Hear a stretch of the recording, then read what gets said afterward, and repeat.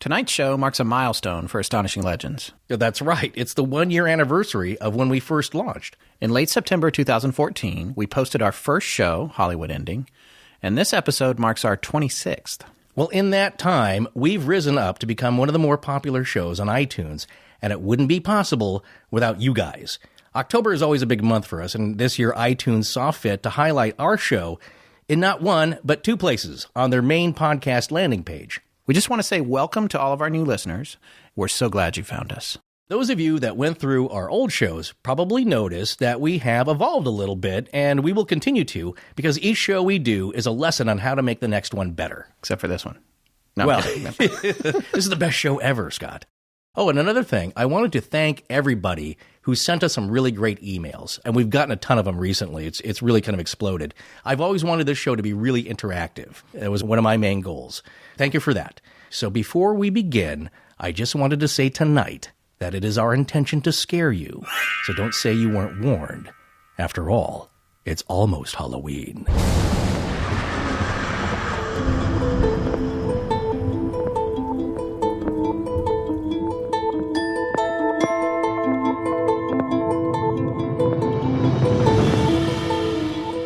Welcome back to Astonishing Legends.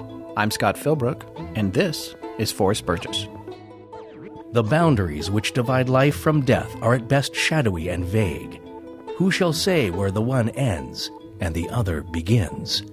Edgar Allan Poe. Join us tonight as we dive into the mysterious world of shadow people and those that have been haunted by them.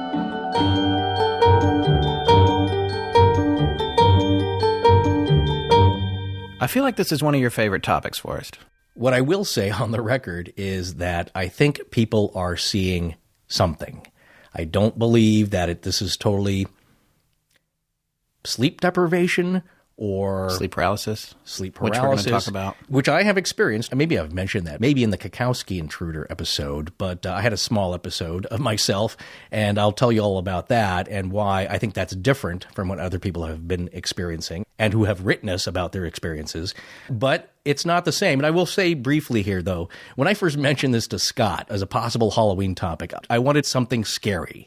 I wanted it to be something that we could talk about that could happen to anybody. And it seems to do that. It's a phenomenon that does seem to reach out and grab not people just living in haunted houses or living over an old Native American burial ground, but it spans the wide range of experience. I got to be honest, going in, I actually believed a lot less in the idea of shadow people than I do now. Well, that's what I wanted to say here. I mentioned it to Scott, and he said, well, I think that just happens when people are sleeping or waking up. I was like, no. It's happened in broad, sunny daylight. Yeah. It's happened in the dark of night, all different times. And then I had this urge to kind of open his eyes, so to speak, about this whole topic. Well, a lot of what I read during our research for this one wound up freaking me out. I mean, yeah. But this is the other thing I noticed. This topic is a mess. I've had a hard time corralling it into something that we can make a show out of because there are a million people with a million different theories about what shadow people are. And on top of that, a ton of disparate stories and types of encounters seem to have all been lumped into one thing under this moniker, which for me is a little bit of a turnoff because I believe in everything separately. But it's like, oh, shadow person, shadow. But we're putting everything in that column. I'm saying that all those things are distinct and just as scary, but not necessarily. I don't think they should all necessarily be labeled shadow people. But as far as I know, the shadow people don't have a union or anything. So well, no one's complaining. Well, you may have to pay out a shop foreman for monitoring the session. But I think, though, I can make a connection maybe to all of it.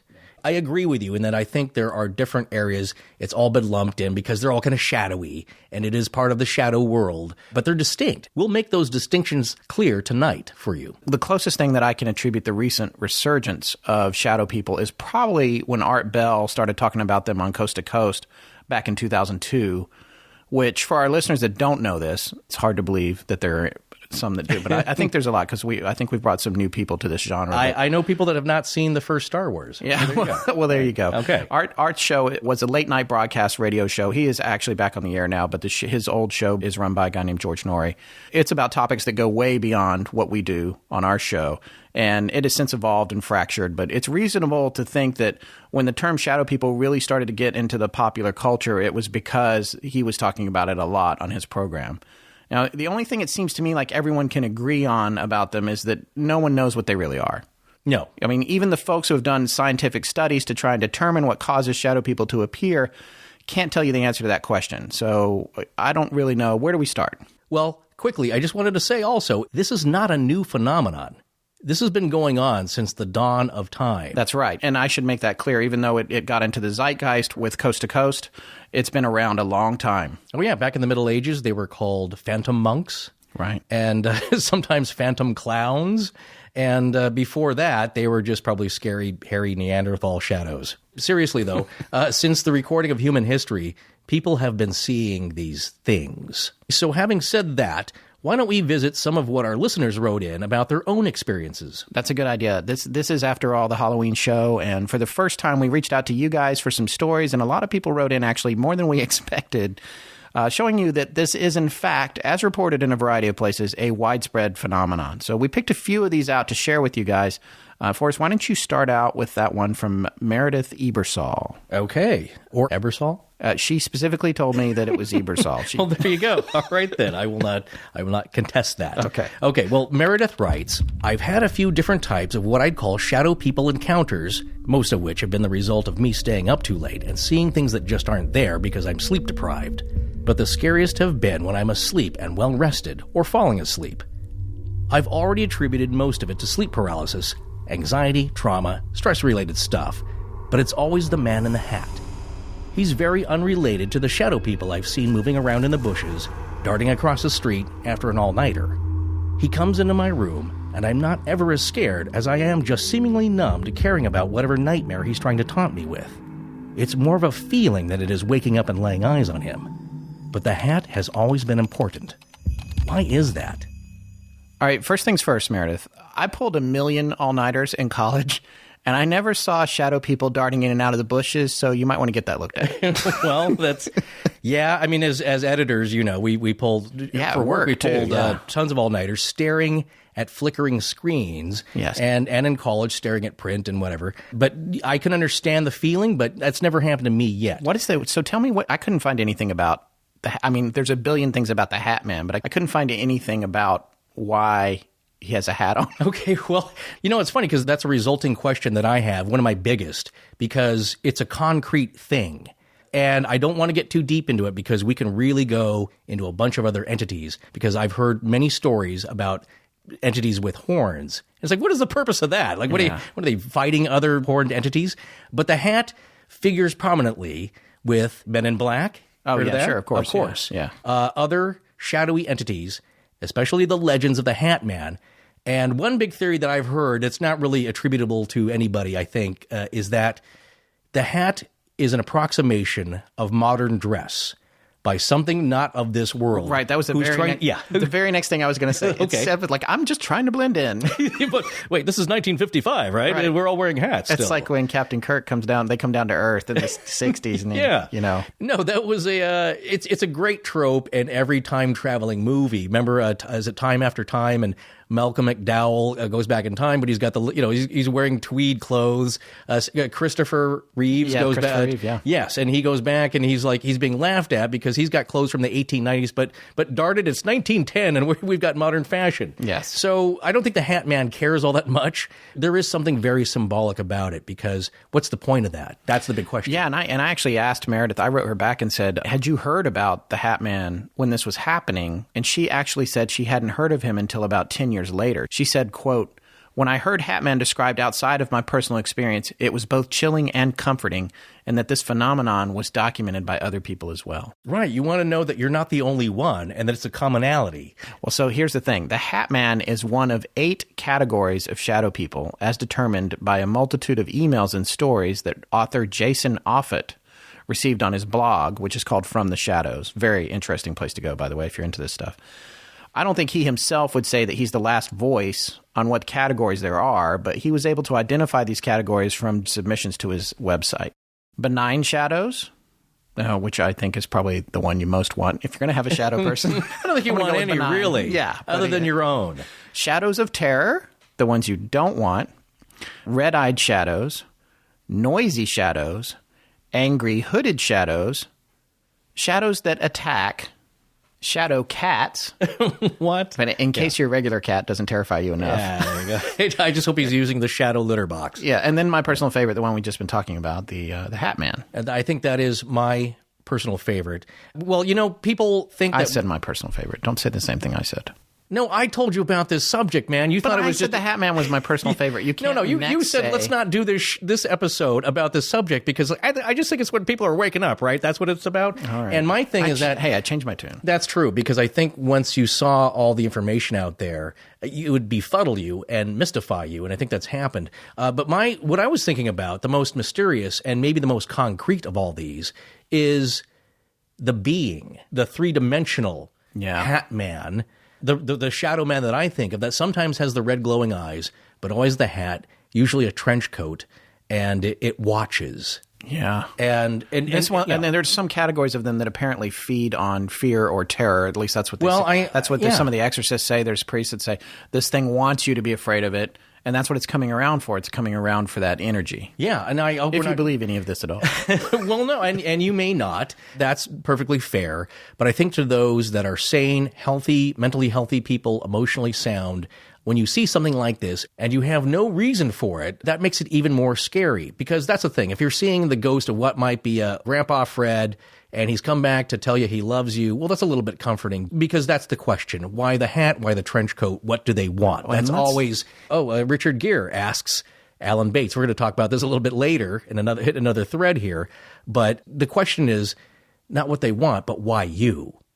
Yeah, and also I think especially this Halloween, we need to remind our listeners that Grandpa Fred isn't always Grandpa Fred. He might just look like him. Oh, that's true. Boy, there's some great stories. There's an element here of the trickster god, of the trickster entity.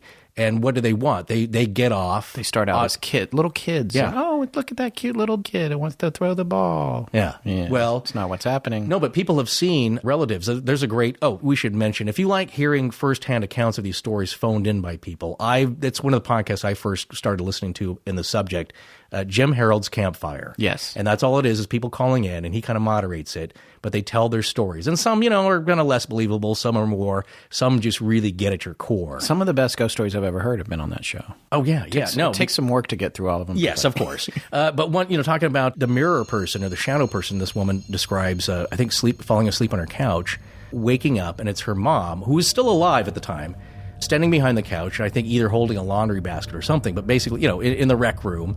She's, oh, hey, Mom, what are you doing? And the entity turns into this weird, twisted, sick grimace. And then just kind of vanishes in a twist of fog. Yeah. And the smile she describes sounds like the devil in the diner. Right. Just that sick, gut-wrenching, chill you to the core of your soul. Yeah. Kind of sick, demonic smile. And what's it getting at? It's like, I tricked you. Yeah. And now I'm getting off that little bit of fear that you've exhibited. But see, that's one thing you hear about is that they move towards you. Some of them, if they're in your bedroom, we'll get to some things where they might try and attack you. Well, it's funny you mentioned it. I want to read this other letter that we got from our listener, Nick, that has something like that going on. And can I read that? Oh, yeah. That's a great one. All right. Nick writes, I had started dating my wife about 6.5 years ago, and I think we'd been dating for a few months when I had the experience. I was in bed going to sleep, but unlike most nights, this was the first time I went to sleep on the side of her bed that was closest to the bedroom door. I didn't have any weird feeling before I went to sleep, didn't stay up too late, didn't watch any horror movies that night, and I didn't drink that night either. I tried to eliminate anything that may have been something that would have affected my mind in some way. Anyway, I fall asleep, and the next thing I know, I'm awake and lying on my back with my blanket up to my chin. Nothing was weird until I tried to move, and I realized that I couldn't. This was very unsettling, but it wasn't as unsettling as what I saw when I looked over at the doorway and noticed something a little off. It was dark in the doorway, but it was the middle of the night, so it should be dark. What I noticed was that the doorway looked darker than other parts. As I started squinting to try and see better, the darkness looked to have taken a shape, and the shape looked like the silhouette of a woman. Now, I knew it wasn't my wife, who was my girlfriend at the time, maybe going to the bathroom in the middle of the night because she was sleeping next to me. Now, I'm freaking out thinking someone broke into the house, and that someone is now slowly walking towards me, and I still couldn't move.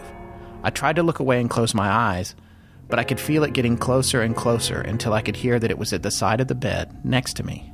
It leaned over, around my midsection, and it sounded like an open mouth breathing sound. It slowly started moving its head up towards my head. My heart was now beating out of my chest, and I'm thinking, this is it. This is how I'm going out. The next thing that happens is that I move, finally to my side, and the thing is gone. As I start to calm down, heart still beating out of my chest, I start fighting falling asleep again. And as I start to eventually lose the battle with sleep, I notice a semi-silhouette in the doorway as I finally pass out. Okay, so this is definitely one the scientific community will probably classify as sleep paralysis or isolated sleep paralysis, or RISP, recurrent isolated sleep paralysis, like if it's happening over and over, which I experienced a little myself, but I get this in that there are diagnostic elements of this story that would fit in that category. Right. Well, and getting back to the Kukowski intruder, which you brought up earlier, and for those of you of our listeners that haven't heard that story, it's a good one. You should go back to episode 10 of our show. But that was about something strange that haunted Liz Kukowski and her brother Craig while they were growing up in their childhood home. And the weird thing about it is that it happened to them at the same age, although those ages did not coincide for them. They were like 10 years apart. That they didn't know about. Yeah, right? and then they found out about it way later. Anyway, it's an interesting story, but they both described something that came very close to a shadow person, I would say. And not really, it was never clear. It was just there. It was this presence that was there. That was the great thing about the story that freaked me out, is that it's not from their perspective. They're seeing it from this entity's perspective, from its perspective, going down the hall. And that's another characteristic, is that this repeated motion. Since then I've heard a lot of stories regarding that, is that this repeated motion, the same thing overnight, night after night, and that's what builds terror, is that it's coming. That's right. And I guess, Craig had found out about this documentary that just came out recently called The Nightmare. And this is a movie all about sleep paralysis and resulting encounters with shadow people, among other things. So if you've had an experience with shadow people or sleep paralysis, or are just interested in the topic, it's definitely worth checking out. There's even a guy in it named Forrest. What? Seriously? Yeah. What do you mean? I watched it today. Oh, you did? Yeah. Now I need Forrest to know had more some about issues. this. Yeah, it's scary. What? Yeah. Seriously, with 2 R's and everything. Well, I don't know how he spelled it. He was he's being interviewed. Oh, I see. Okay, he didn't say, "Hi, I'm Forrest" with 2 R's. No, is this a documentary? As opposed to a group of trees. You would if you were doing an interview. That's how we do them in the corporate world. It's like, and then the other instruction that we told Sam. Yeah, there was no Chiron. So include the question in your answer. Yes. That's the other big thing. All right. No, my thing is that I had a little bit of that myself, but not a huge difference between what these folks are describing. Yeah. You want me to talk about that? Yeah, sure. Okay, well, very quickly, I work freelance, so there's some, there could be a couple of weeks where I'm just at home doing regular stuff and sleeping in. That's when we did Oak Island. Oh my God, when you were right. between gigs. Thank goodness that was that lined up perfectly, because that was every day. That was my job. But it was a morning like that, nice sunny morning. Sun's coming up. I kind of let that wake me up, and I just noticed, I came to the realization that I could not move, and then it started to freak me out. Like, I can't, I know I'm waking up. I'm pretty much awake. Like, I've always said this as a mantra to myself, and to others, I guess, is that I don't know when I'm sleeping, but I know when I'm awake. I guess that sounds like the Santa Claus. Twas the night before Christmas. But no, it's Halloween for us, a Halloween show. I see. But you know what I'm saying, right? Is that when you're dreaming, you're just in the dream. Unless you have a lucid dream and then you realize you're dreaming and you can do all kinds of crazy stuff. Yeah. But you don't really know that you're dreaming until you wake up. And then, like every morning, boy, do I know I'm awake because I have to go to work at 6:30. I know I'm awake. Well, it's funny you should mention this, because a friend of mine actually forwarded me an article from just yesterday, October 21st, that was in the Daily Mail in the UK about the documentary that Craig Kukowski or Craig and Liz had brought to our attention. And it had this excerpt in the article that I'd like to read. According to Professor Chris French, psychologist at Goldsmiths University of London and one of the UK's leading experts in sleep paralysis, scientists have only a rough idea of what causes sleep paralysis and why some suffer more than others. During a normal night's sleep, you go through 90-minute cycles, and within each, you go through different stages of sleep. One of these is REM, or rapid eye movement sleep, or REM sleep. This is the phase typically associated with vivid dreams, and during REM sleep, it is normal for your muscles to be paralyzed to stop you acting out your dreams. People are most likely to recall their dreams when they awake during REM sleep. Normally, as our bodies come out of REM sleep, we gain control over our muscles before we wake. But with sleep paralysis, something goes wrong. The conscious mind wakes up, but the body doesn't. And in this halfway house between sleeping and waking, images and hallucinations from dreams break into reality. Oh, okay. So tell me, you're laying in bed, you can't move. Did you see anything evil or crazy? Well, no, this is the differentiation I'm making, is that I started to wake up, and you don't remember your dreams. It wasn't like, I wish I had another 20 minutes to go back to sleep because it's such a great dream. I just remember it's light out, it's time to wake up, and I cannot move.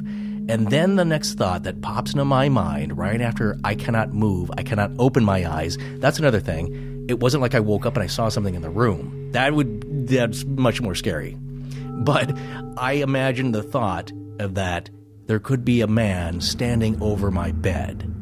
And the moment that happened, I started to imagine the possibility, now I'll make that clear, the possibility that there was a tall figure standing over my bed and that I could not move. And that fact there, that's what freaked me out, just of my character. I'm the kind of I think ever since I was a little kid, I could never understand little kids that get scared and hide under the covers, because even as a little kid, like, they know you're still there. They see this big lump. What's the point in that? Now hide under the bed, but get your bat out, or like your Boy Scout knife. There's monsters under the bed. I mean, no, I never thought. No, I'm very more practical. I was much more practical about it. It's like I'm getting behind the door. Yeah. Who's the Matt Damon, the spy? Jason Bourne. Yeah, I'm going to Jason Bourne my way out of it. I'm getting behind the door with a rolled up magazine. No. I had the Boy Scout knife and a bat, and it's like you're going to beat the crap out of something that is ethereal and in the form of a gas. I don't know what it. You don't know that as a kid. No, as a kid it was more solid. It was boogeyman, this and that. Okay. Or as a kid I was a news junkie then. It was like no, it's an intruder, right. And unfortunately that does happen to families. But my point is, I'm not going down without a fight. I'm not going to be under the covers. Okay, so getting back to the story, though, I didn't get that feeling that a lot of people describe, that this dark entity presence that was evil or mysterious. It was the possibility, the very real possibility, that somebody was now just observing me, standing over. And then that kind of manifested into this fight or flight thing, and I could do neither. I could neither fight nor flight. And this is a tip. If this happens to you, what you should do, you try to move like your pinky, a finger, some small part of your body, wiggle your toes. That will get your motor senses going. A Twilight Zone or an Outer Limits where the guy's been rolled down to the morgue? Oh, he's on the thing, and he's alive. He's trying to move his pinky, and they're not seeing, and then finally I think he cries, and the tear saves that's him. right. Yeah. That's right. Well, that's a whole other thing. That scared the crap out of me. Well, because they're about to perform an autopsy on you, cut a big Y into your chest. But my thing was just I needed to wake up to defend myself. That was really what was going into my mind. Of course, that you get that frenzy when you can't do that, because that doesn't happen very often. Okay, so that finally I start wiggling some fingers, and I slowly come out of it. And I see that there's nobody there. It's a bright, sunny Los Angeles day, and the weather is just perfect. Now, here's the button to the story, as I like to say. It's like, whoa, thank goodness that was just a dream. And I can move now, and I get up, and I go into the kitchen. And since it was like a very warm night, I noticed that I had left the back door wide open. And then I thought, there could have been somebody standing over me. Well, maybe subconsciously your mind was trying to remind you of something that you had consciously forgotten. Yeah, absolutely. No, that's what kept the cavemen alive. Right. Is that sleep in the trees, don't fall out, because there are bad things running around on the ground that will eat you. Now that I was going to ask you, have you, as a father, ever experienced night terrors with a child? Yes. Okay. Absolutely.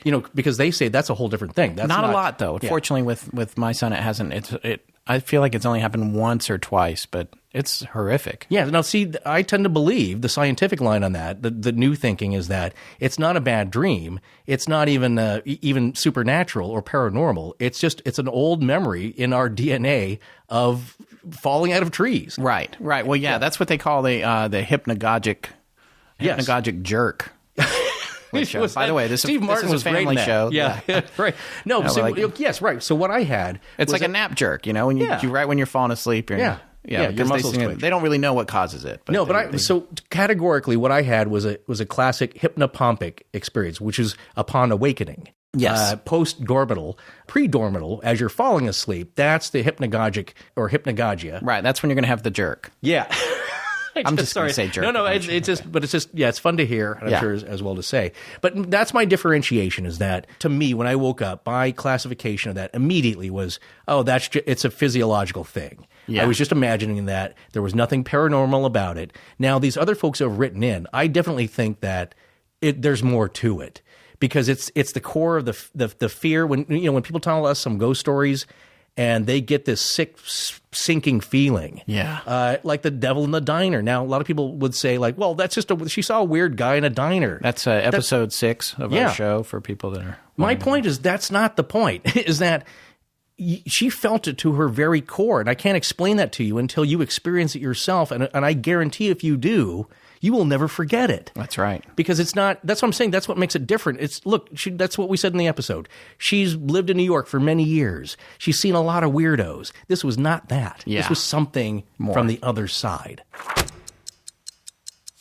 Okay, so we're going to read one more letter we got, one of the scarier ones I thought we got when we called out to hear some stories about shadow people from our listeners. This one's from Jessica Broughton. Hopefully I'm saying her name right, but that was the name of my high school, spelled the same way, so I'm going to go with it. Oh, I think you're good. You're close. All right, so I'm going to let you read this one, Forrest. Okay. Well, here are some excerpts from what Jessica wrote. I began sensing an ominous presence when a boyfriend and I moved in together. We'd found an apartment for much cheaper than it should have been, and the back room was always eerie. Every time I opened the closet door, a dark spider would shimmy out. I couldn't figure out where they were coming from. I began having horrible nightmares, with evil so vivid I'd cry myself to sleep knowing what was to come in dreams. I stopped sleeping in that room, but even in sharing a wall with that closet, the nightmares and dread continued. I eventually began passing out watching TV in the living room. Not great for a budding romance. One evening, my boyfriend fell asleep on the couch, waiting for me to come to bed.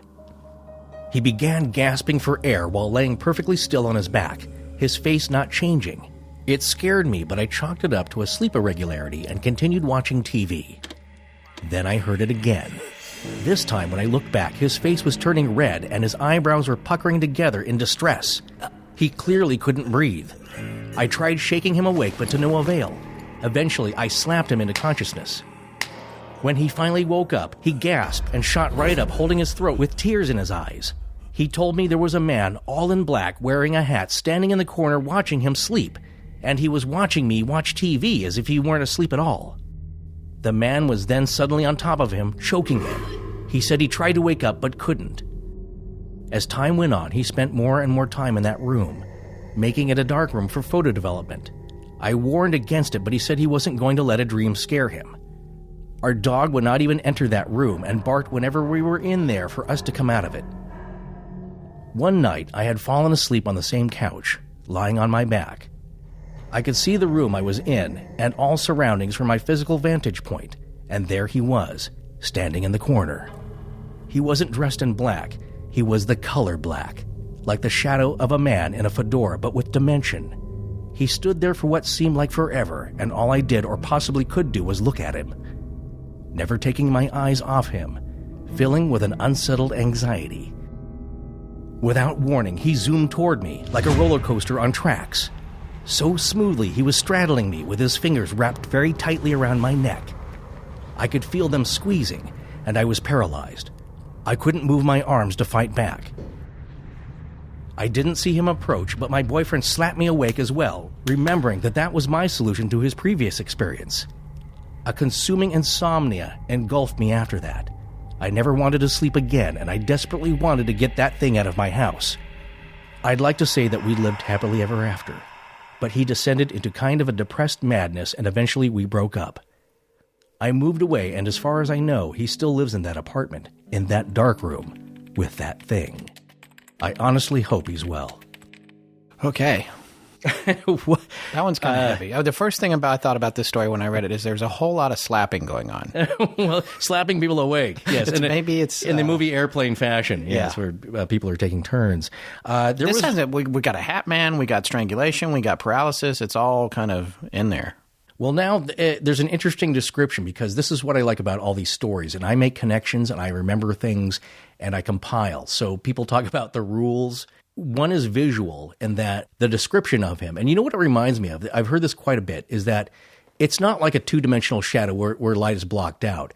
They have some form to them, but it's almost like they're absorbing light.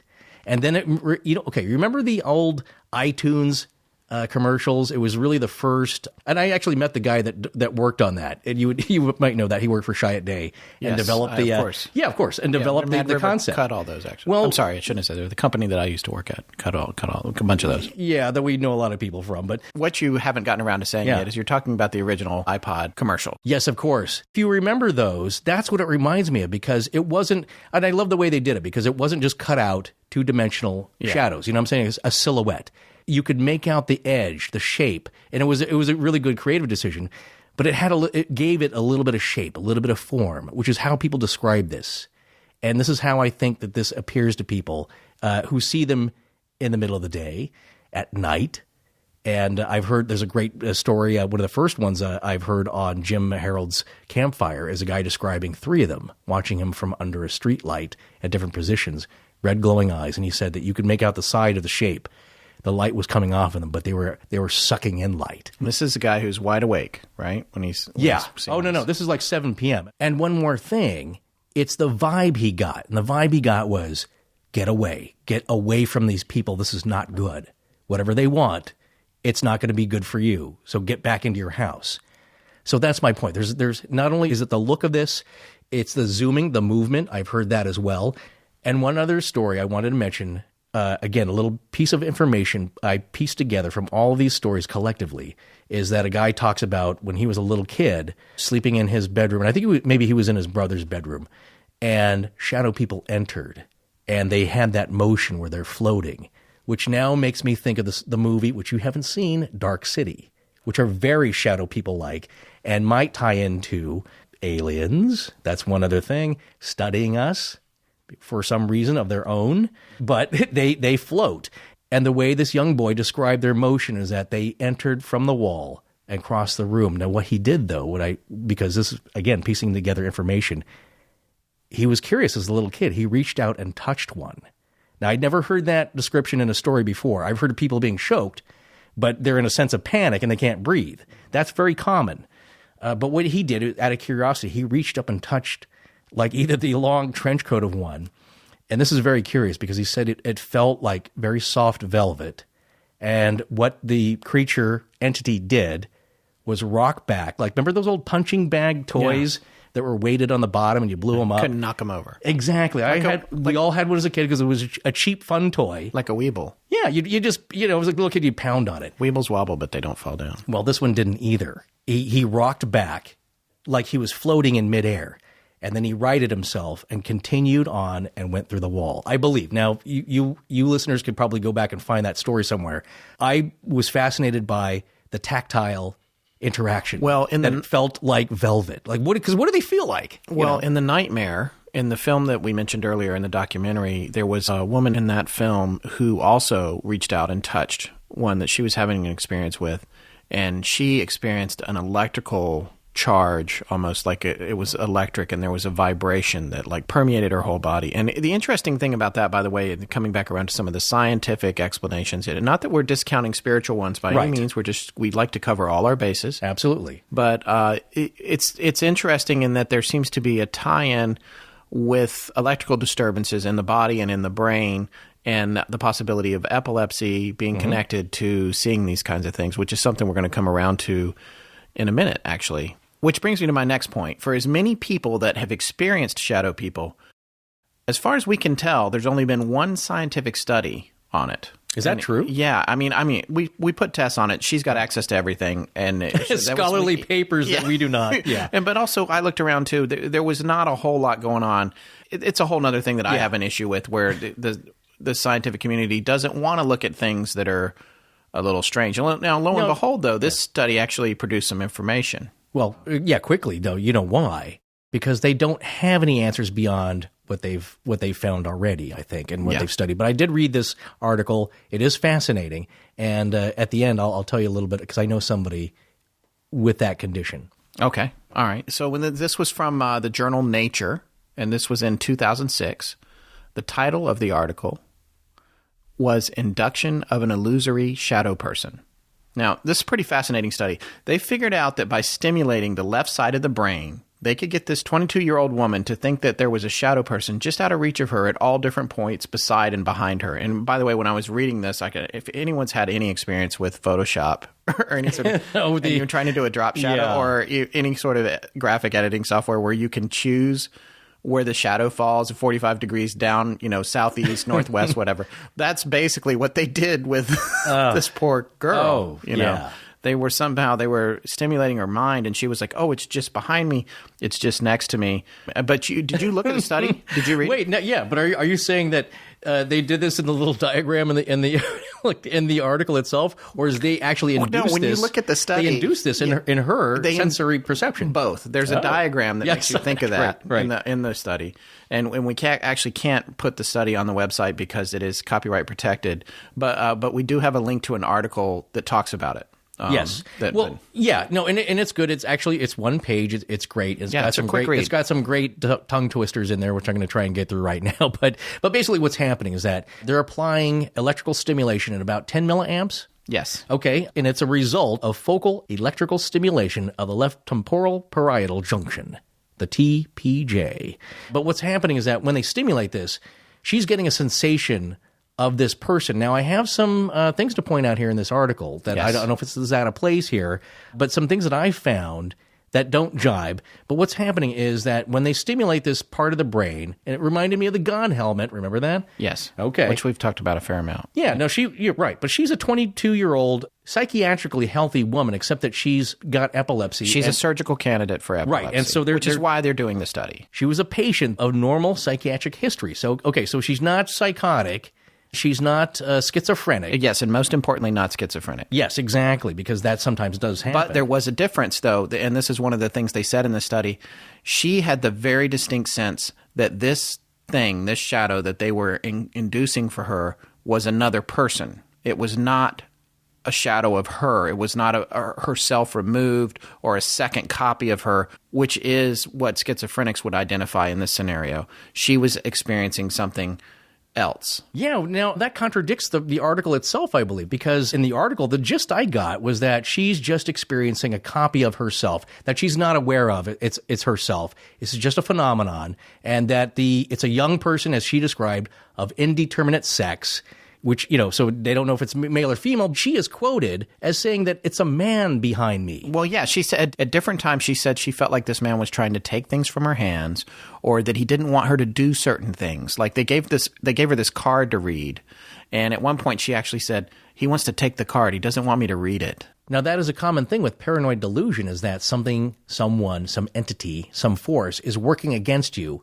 And yeah, what she was doing is they were having her do some reading exercises with cards. And then what it was doing, though, was mimicking her body position. So once they had her prone, she was laying on her back. And she said, "I think the entity is, the man," she said, "is underneath me." Right. And then when they had her sit up and have her arms wrapped around her legs in a sitting position, it was kind of back and to the left, and to the left of her. Not JFK reference there. Basically, it's a mirror of her, but not exactly, which is what the article describes. So I see a little contradiction here, because it's not exactly a mirror of her as a young woman.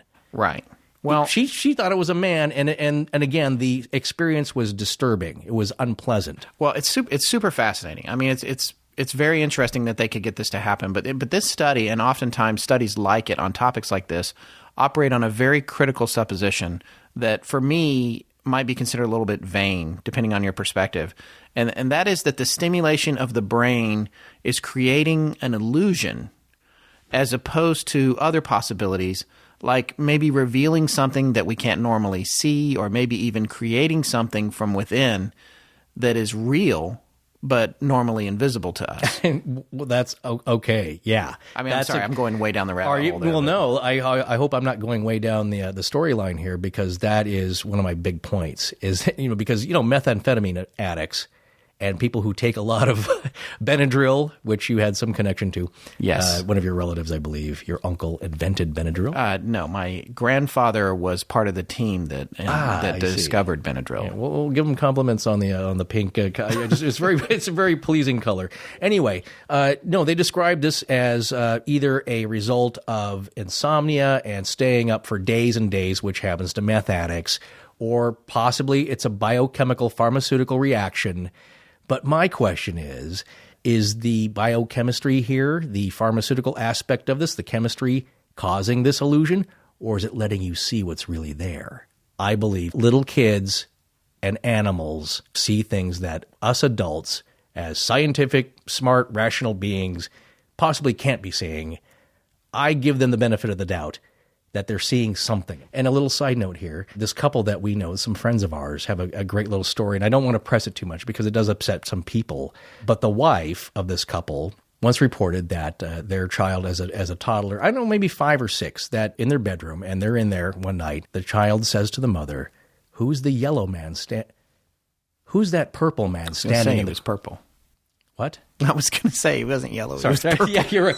No, because there's another story where somebody I was going to talk about that. Yeah. Color people. Yes. There are different color entities. So that one night as she's tucking the kid in, the child says to her, "What is that purple man doing in the corner?" And she's like, What purple man are you talking about?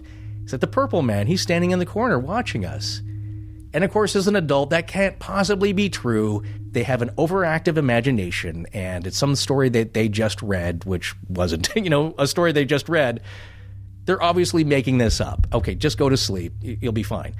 Okay, so fast forward a few years later with their second child, about the same age, and again, they're tucking them in. "Mommy, who is that purple man standing in the corner watching us?"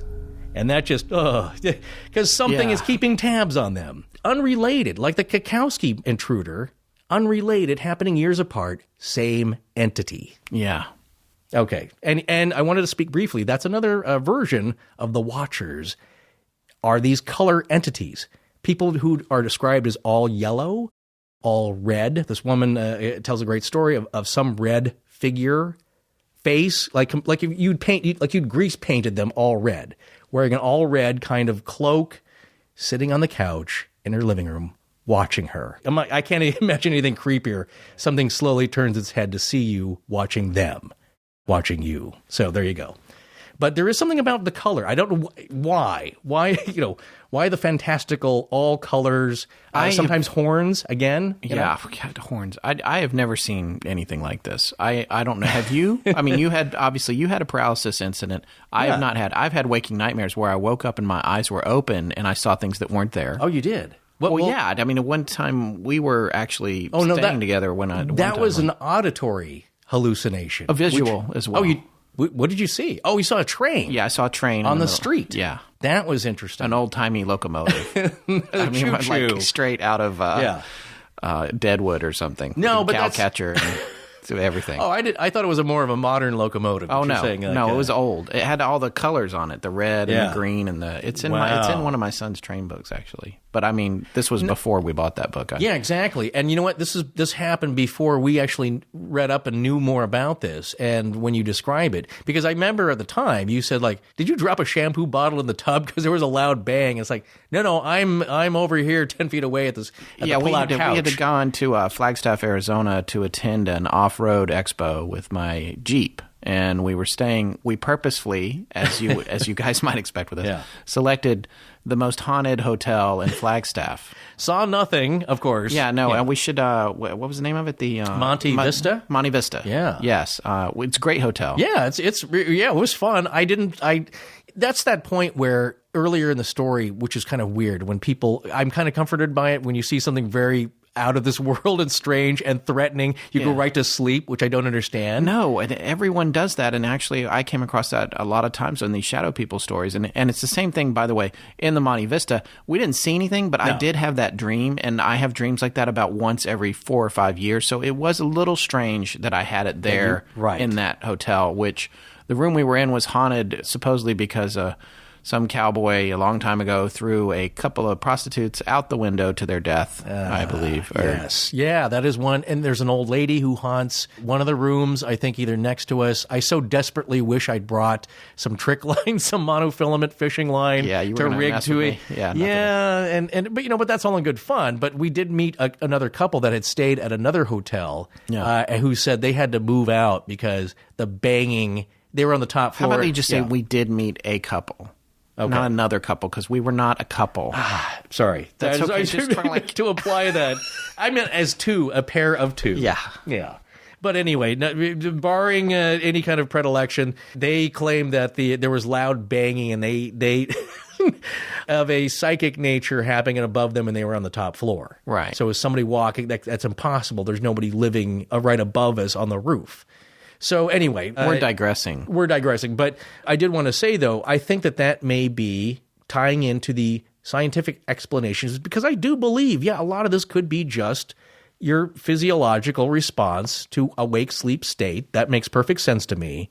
But like the God helmet and the temporoparietal left probing of the junction there, it doesn't explain it all. It stops short. Not everybody experiences just this. Normally healthy people who are wide awake in the daytime in bright sunshine see these things. And it's funny you should mention that, because the one experience that I had just about 3 years ago, I was living with my family in a condo. We're in a house now, but we were in this condo, and it was contemporary on the inside, relatively new structure. And my in-laws were visiting. My wife's parents were with us, and we were all at home. And my son, who at the time I guess probably would have been about 4 years old, was taking a nap. In fact, everybody was taking a nap except for me. I was in the bathroom, the guest bathroom, and I was on the throne, as they say. you are the king, Junior. Yeah, and had my iPhone, as pretty much 90% of all people do, I think, these days. Sure. But anyway, I'm sitting in there, and the door to the bathroom was frosted glass.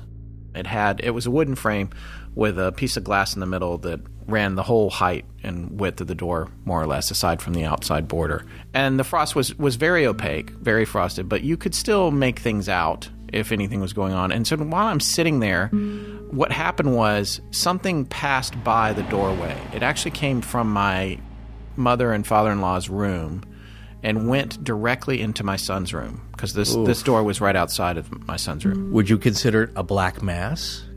It was dark enough that it cast a shadow across the frost, and it was walking, and it had, a certain pace to it. So I actually didn't think a whole lot about it, other than, there was two things that were strange about it. One was that I didn't hear any footsteps.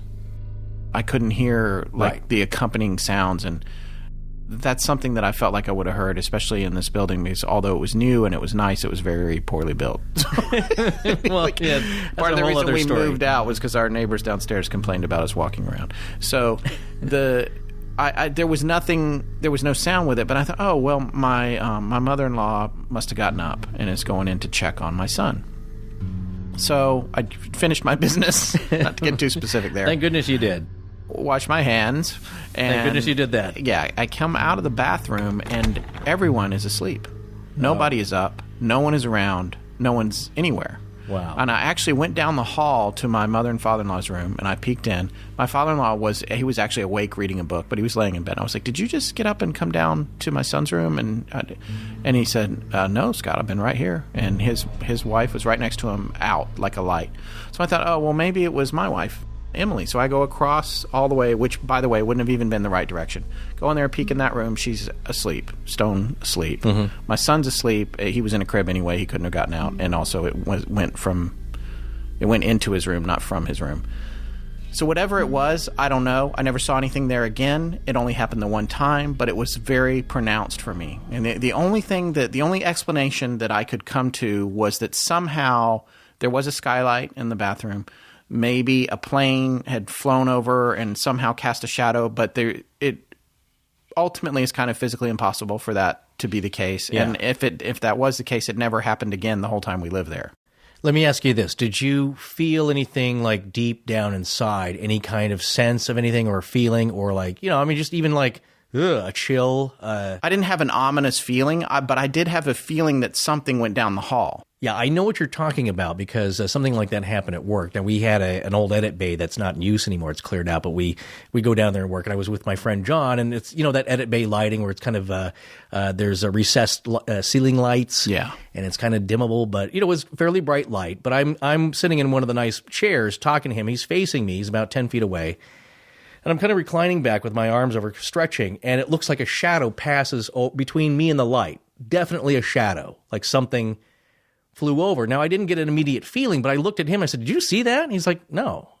Now, that's what creeped me out. Right. Is that I don't know what he would have seen. It's not a ghost. He didn't react. But I'm pretty sure I saw a shadow pass over. And I asked him, and he said no. And that's when I was like, oh, that was just for me. And now was that just out of the – and this gets back to the whole peripheral aspects of this, right? Well, there's that's part of the scientific explanation is what they call peripheral drift illusion. And that's what happens when and there's something about seeing, there's something about sight, but it's something that happens in your peripheral vision. And sometimes they think it's between alternating, contrasting light. Something will cause that. And it's basically the illusion of something stationary coming to life or moving. Something that shouldn't be moving is now moving in the corner of your eye. Right. And one of the things that Art Bell used to talk about is how you would see these things way off to the side, and then when you turned to look, they weren't there. Yeah. Right. And so it's in your so then is your mind playing tricks on you? Or remember in The Laughing Indian? Of course. I was just about to mention that. Right. Mark, who told the story, Brignoni, was talking about his mom had that friend that she said was she would see out in the woods by that house, who she described as a redcoat, right? Yeah, a British redcoat of the time. But she could never look right at him. No, but this is the other fascinating thing. Wherever she looked, it remained there. He was there. Yeah. He was ever present. Yeah. Now, I have what they call floaters. Yeah, I do too. Yeah, when you get older, this is not a bathroom reference. This is these things in your eyes that kind of float around. They almost look like bugs, and you can never look at them because they're at a fixed point on either on your lens or on your cornea or whatever, and they fly around a little bit. Well, they're in your ocular fluid. Now everything is connected, and you just brought up a good point, because another scientific explanation I feel I should mention here is what we talked about in the Dyatlov Pass episodes is infrasound. Now, there was a guy... Oh, that's right. It liquefies the fluid in your eyes and makes you see crazy it's vibrating. So that's attributed to a guy in 1998, Vic Tandy. He was an experimental officer and part-time lecturer in the School of International Studies and Law at Coventry University. But he was working on his he was a fencer. Okay. He fought, or he sword fought. That can't be right. No. I'm not sure fencer's right either. I think that's a guy that builds some for your yard. He fenced. Well, we have a guest in the studio. The point is it's fenced. He fenced as a pastime. I don't know professionally or on a collegiate level, but he was working on his foil, which is the sword. And it's a very thin, flat piece of metal, not meant to really do any damage. I took fencing, thank you. Well, then you should know. I do know, but you should tell the listeners. Okay. No, I mean, you should know what the proper way to say that is. What a fencer? He's a... See, you don't even know. Okay, anyway, stay out of it until I'm done. Anyway. So what I'm saying is that he had this thing in a vise, and one day it started vibrating wildly, and it's like, whoa, there's a ghost in here. And then he saw a grayish blob out of his peripheral vision. Now, what they determined later, and what we say in Dyatlov, is that at frequencies at about, I think NASA confirmed this, at about 18 hertz, anything below 20 hertz is the bottom level of human hearing. You don't hear that anymore, but you can kind of feel it. It's a deep vibration. Large animals like whales and elephants communicate even lower than that, but it's imperceptible.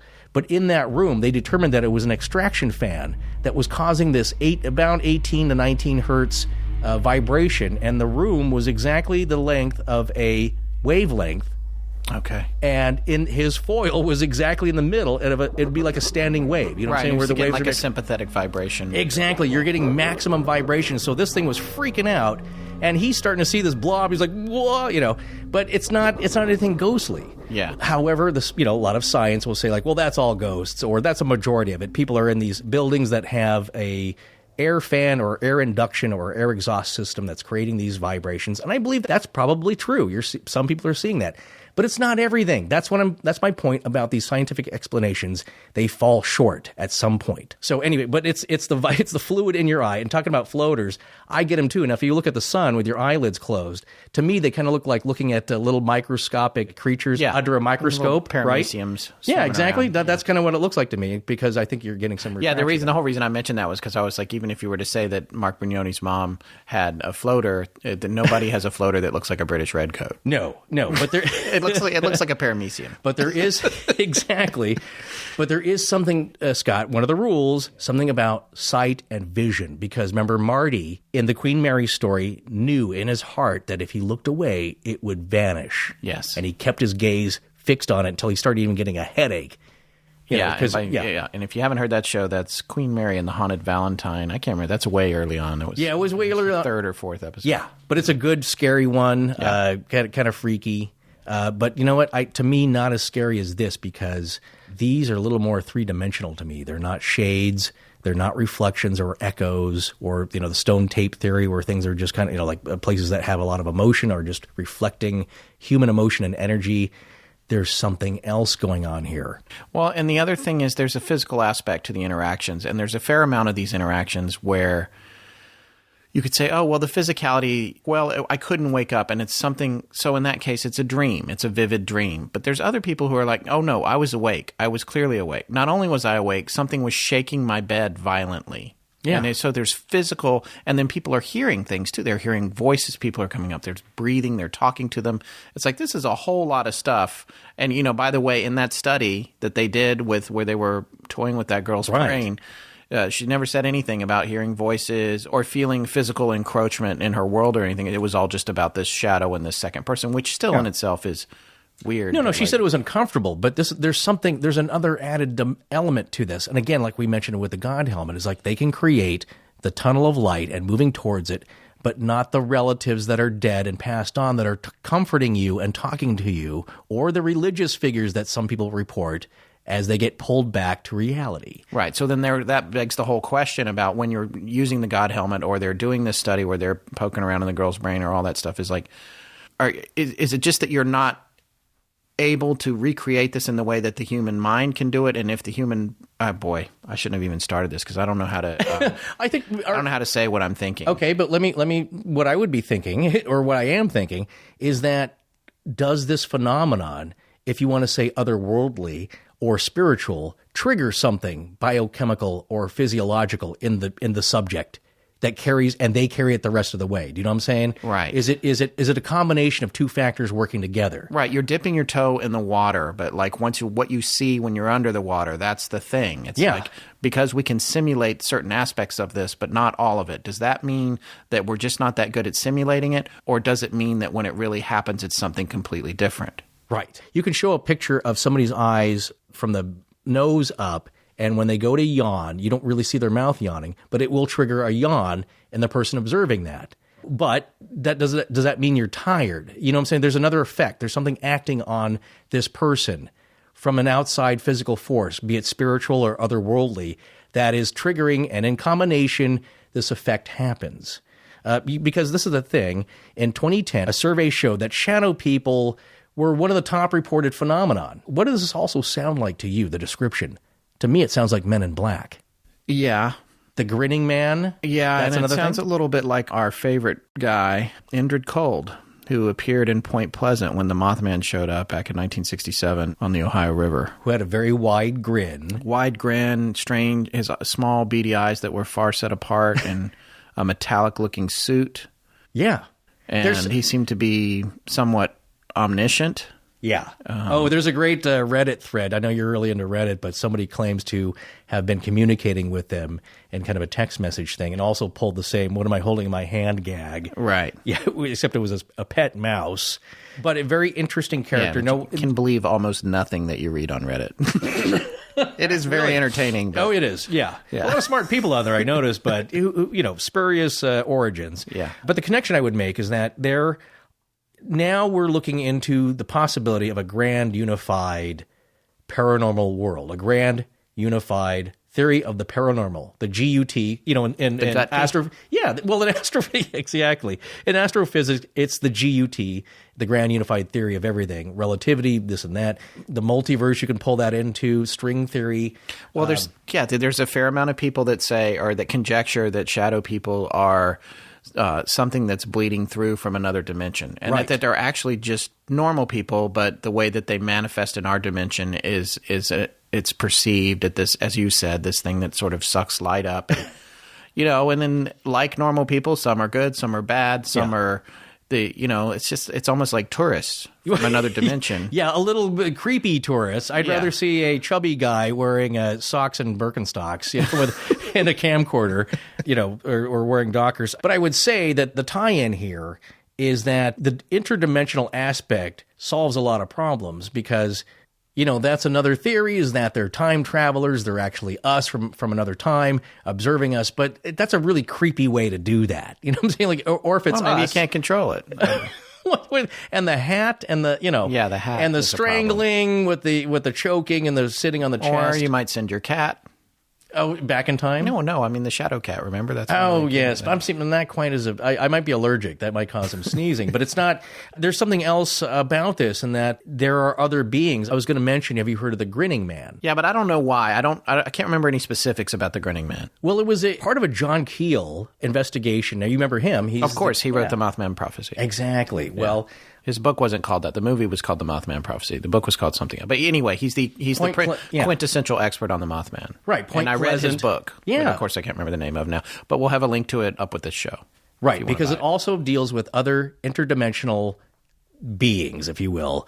Glowing red eyes, strange creatures, Indrid cold, more human-like. This event happened, I guess, with two young men, I think in New Jersey, who see this guy by the side of the highway. And it was the way it's described, I can't remember exactly now, but he's down in a very impossible place that would be really hard to walk down to. Uh-huh. And he's in sight, and it's this tall, strange guy wearing a green jumpsuit, a bodysuit of some kind, with this impossibly wide grin and a bright, shiny silver belt. Now, you know what made me think of right away? Power Rangers? Close. Well, there wasn't three others in other, coordinating colors. Yeah. What he did have, this belt and the suit, reminded me of Spring Heel Jack. Oh, yeah. And that's the connection I'm making. Yeah. Is there some parallel there? Because that was often the description of Spring Heel Jack, a white oilskin, weird jumpsuit, a bodysuit of some kind. I think the one description, he had a bright medallion that shot flame. Yeah. Hey, or that's something. Right. Yeah. Yeah. Blue smokeless flame. The smokeless flame, the smokeless fire also describes the jinn, D-J-I-N-N, where we get the word genie. But that, to me, is more of a demonic kind of a spectral character. But like you said... Well, you're going to have to explain the jinn a little bit more, if you're going to bring it up. Okay. Well, it comes from Middle Eastern myth and lore about, again, like a genie. It's somebody, but not the not the Disney kind where he's fun and it's Robin Williams. Right. It could be a trickster god, or somebody that's malevolent, or somebody good. But if they're good to you, they exact a price. You must do something for them. Right. But they're highly intelligent. They've got a thing out for human beings that they're really not friendly, that they're a little bit jealous. That's one description. But that's coming into the zeitgeist, as you would say, more and more. I see more talk about the jinn, and it's J-I-N-N or D-J-I-N-N. But a fascinating subject. But I see them more as kind of the demon aspect of it, or the trickster, the trickster entity. But they were described as coming from smokeless fire, and whereas humans are described as coming from the dirt or the dust, they are something else. Angels coming from light. So you see all these kind of mythical things rooted in very ancient history, but applicable today. I think, as we have shown, and as I said pretty much at the top of the show, it's a broader category than you think it is once you start looking at it. Shadow people. What are shadow people? What are the different kinds of shadow people? And let's not forget the shadow cat. The shadow cat, black-eyed kids, we didn't really talk about. They fall under different rules, yes, but they want something from you. Again, what do they want? it seems the black-eyed kids, and maybe because they are kids and juveniles, they have to ask permission. Yes. They ask for permission to come into your house, to use the phone or the bathroom, or to get a ride in your car because they don't have money for the bus. Yeah, can you give us a ride? Yes. Do not let these kids in your car. No. And they, well... I mean, that goes without saying. No, but and you know what? Some people they don't need your help. No, but, well, that's the thing. They need your soul.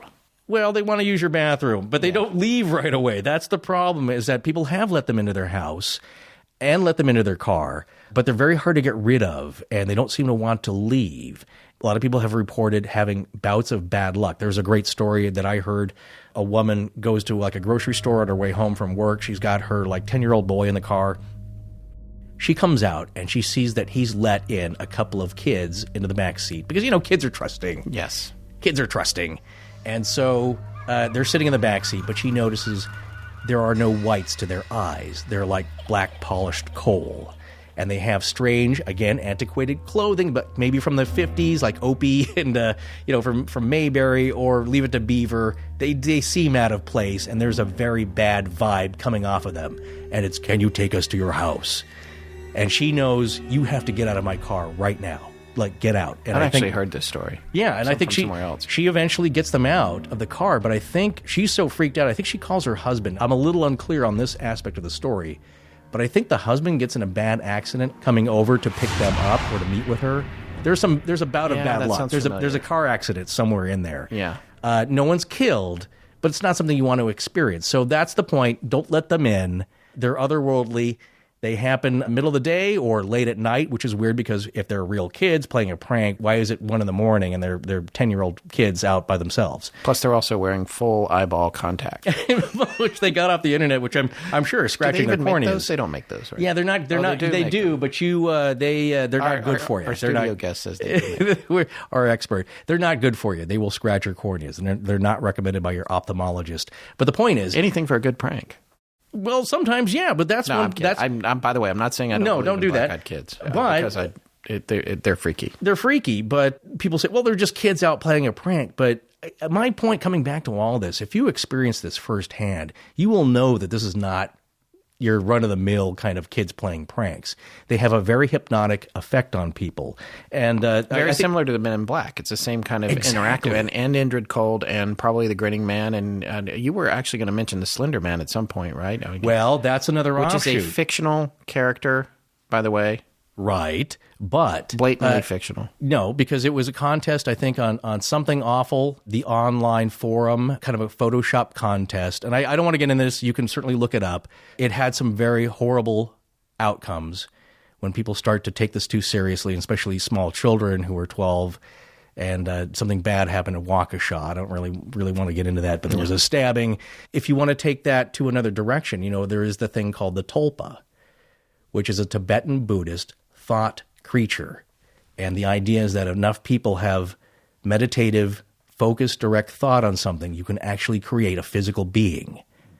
I don't know what the purpose is, but right there is scary. And that was a great X-Files episode as well. But the Tibetan Buddhists, that's a real thing to them. You can talk about the golem. Yeah. Which is created out of clay. You put your instructions in its mouth, and it carries them out. And it could be murder at night, right? Doesn't it? Pretty much any time of the day. Okay, you got to get I think you have to print clearly. That's on the piece of paper. 10:30. Yeah. Well, it follows directions very well, which I appreciate in coworkers nowadays. That just follow directions. But the point is that it's another spiritual, mystical entity that some people really believe in. And I will say that the Tibetan Buddhists really believe in that. And in the Jewish Kabbalistic tradition, they believe in the golem. And apparently there's a real one in a synagogue, I think in Prague. Oh, right, locked away, right? I think so, that I'd heard that was created by a rabbi in the 1400s. And apparently it's still there. They don't let anybody see it. Yeah. But they claim it's real. And I mean, they're going with this story. It's not like, I don't think that if they're selling tickets to it, that's one thing, but they don't let anybody see it. And of course, there's been lots of requests. Yeah, I don't want to see that. No, I really have no purpose for that. Be locked up. That's okay. Plus I like to do things for myself. I'm going to carry out my own evil deeds. It's going to be me. But in 1998, the first, I think, major reported story was Brian Bethel. He was a journalist. And I think that was on that show, Destination America, where he described that. Oh, yeah. He saw these two kids, like, give us a ride to the bus station, and he felt like, no, I can't do this. But unbeknownst to him, he was already starting to unlock the car door. Right. That's something that's common with the black-eyed kids. Which, they have by the way, we can do a whole episode on black-eyed kids. But a lot of these subjects that we're mentioning are whole shows in and of themselves. Right. But the fact that they have a hypnotic effect, like the Men in Black, like, you should stop looking at this UFO business. And, there was another grinning man. I remember this great description of a guy showing up at your door with a really wide, impossibly wide face and wide grin, ear to ear. I mean, like Joker style. Yeah. Eyes that were just giant frog-like things going back and forth. Said nothing. That alone is a message, Right. But short, not a very tall. A lot of times these are described as very tall people. This one was short, but he still had the hat. Still had the 50s. Still had the 50s getup. All right. So before we wrap this up, we probably should address, because we've clearly had a lot of listeners that have had very real issues with shadow people. Yes. What can people do to get them out of their lives? Well, I would say from the scientific angle, of course, don't do meth. That's get plenty of sleep. Yeah. Don't probe your brain with a 10 milliamps at the temporoparietal junction on the left side. But in all seriousness, look, I think people have been truly frightened and scared, and they want answers. And I think, as you mentioned earlier, just between us maybe, is that sometimes people look for answers from us or people who have studied. That's the case always in the movies. You have to go to the professor who knows what they're doing. Right. And look, all I can tell you is that from what I've studied, there's a couple of things you can do to kind of protect yourself and maybe get rid of these guys pretty quickly. They're not all guys. Sometimes people describe seeing female figures as well. And cats. In cats. But seriously, people do believe that, as Heidi Hollis says in her book, The Secret War, a true story about a real alien war and shadow people. Now, that's fringy. It gets kind of out there. Yeah. It gets very spiritual, but she's talking about a real battle of good and evil. Right, which is one of the most enduring themes in human history. It is the theme, Scott, of human. And where are we going here? What's going to happen to us? But something that she says you can do is invoke the name of Jesus. I think if you believe... Now, you got to have faith. You got to have faith. One of the great scary mini-series that I saw as a kid, Salem's Lot. Most frightening. Well, one of the most frightening things I've ever seen on TV. Honestly. The one vampire with the two fangs in the middle, they're not in the right place. Mr. Barlow. But if you're going to puncture an artery, what better positioning? Now, weren't they in the crawl space? Like in that they open the door. Yeah, boy, Stephen King. Stephen King. He's the master. That is a scary. Yeah, that was But a great a great scene in that though is that Kurt Barlow, the vampire, is about to take his vengeance on a priest, and the priest holds up a crucifix. And I can't remember who says this, but basically he tells the priest, well, that's not going to work because you've lost your faith. And it doesn't. And he grabs the crucifix and he snaps it in half because you need faith for these things to work. So are you implying that faith is the weapon and not necessarily the type of faith, but just faith in general? I think there are certain things that will protect you, and it's a state of mind. Again, from what I've read, I don't know if this works. If it doesn't, please don't ask for your money back. Yeah. But it's a state of mind where you are in a protective state. It could involve prayer. You could invoke the name of Jesus. Now, we had one listener write in asking me about Edgar Cayce. And we will do a whole show on him. He's very fascinating, and he's called America's Sleeping Prophet. And he was around in the 30s and 40s giving readings to people totally asleep in a trance. But what he said as well, to protect yourself from evil entities that you may come across, is that you can also invoke the name of Jesus or imagine yourself in a spiritual state. And it seems to have some effect, because I will say out of all these stories we hear, sometimes it angers whatever it is, but it usually gets them to go away. They usually go away on their own. That was the other thing I was going to mention, is that yes, they choke people, but again, we're going to the rules. I've never heard of a story yet where somebody was strangled to death.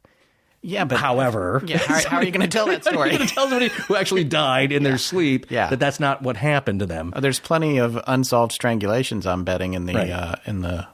You never know. But I would say, look, what else are you going to do? You're not going to shoot them. That's probably not going to work. So, in the book that I was mentioned at the top of the show, the Jason Offutt's book, which I need to cite actually. Did I bring it in here? Yes, here we go. Darkness Walks, The Shadow People Among Us by Jason Offutt. There was a case in there where somebody who had written into his blog said that they had found that simply playing music was a good defense. Yeah. Not just any kind of music, I guess. So it's, well, if you're going to ask me, I would say it's probably a harmonic, vibrational kind of a good vibe thing you're doing, because that's not what they're about. They're about darkness and feeding off of your fear. And I've often said this, I think the currency of the universe is energy, and fear and terror is a very powerful energy. Who knows what they want, but what else do you have to offer them? Your soul energy, your spark of life. It's not your big screen TV that they're after. It's something that you have inherently in you. Well, this is the thing. Thousands of people over thousands of years in hundreds of cultures have been seeing them, which you mentioned earlier. That means the experience of seeing them is very real. Exactly. The unanswerable question, at least right now, is, are shadow people themselves real? Well, I'll tell you, the most frightening thing to me about shadow people is that they don't care whether you believe in them or not. Shadow people come looking for you, and all they want is for you to be afraid.